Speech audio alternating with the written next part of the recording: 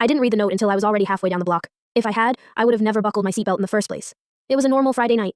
My wife and I were heading out for our first dinner alone in months, and the babysitter, Ava, had arrived early. She was 17, polite, and recommended by 3 families on our street. She brought her own snacks, asked thoughtful questions, and sat on the floor to play blocks with our 4-year-old son, Miles. Nothing felt off. Before we left, Ava handed me my phone charger and slipped a folded piece of paper into my jacket pocket. "You dropped this earlier," she said with a quick smile. I thanked her without thinking and ushered my wife out the door before we lost our reservation. We hadn't even reached the stop sign when my phone buzzed. A text from Ava. Just one word. Please. My stomach dropped. I pulled over, dug into my pocket, and unfolded the paper. The handwriting was cramped and shaky. If you see this, don't go far. The man who dropped me off isn't my uncle. He's waiting nearby. Please come back. My hands started shaking. My wife read it over my shoulder and went pale.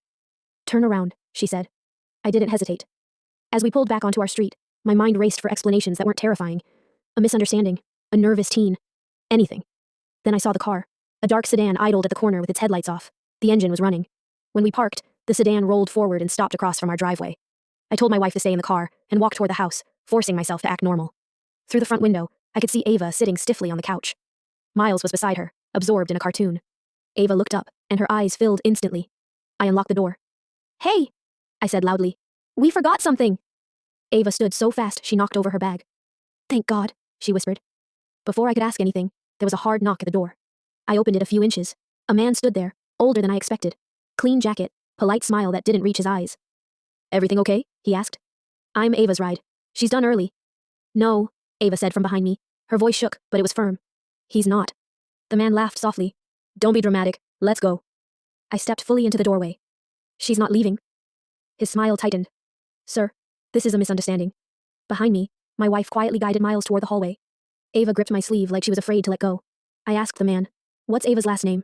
He hesitated. You don't need... What school does she go to? His jaw flexed. We're late. That was enough. I shut the door and locked it. My wife was already calling 911.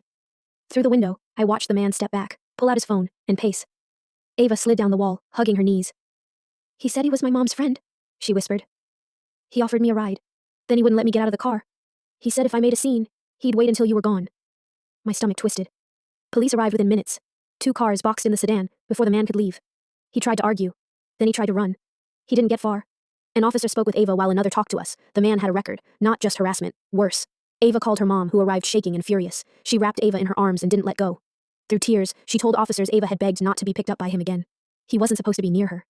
Later, after statements and paperwork, Ava thanked us over and over. I didn't know what else to do, she said. I was scared if I said anything out loud, he'd hear. You did exactly the right thing, my wife told her. That night, after the house finally went quiet, I stared at the note on the kitchen counter. We almost didn't read it. Almost trusted that everything was fine. Almost drove away and locked the door behind us. I don't think about the dinner we missed. I think about how close we came to leaving a scared teenager alone with the person she was trying to escape, and how one small note stopped us just in time.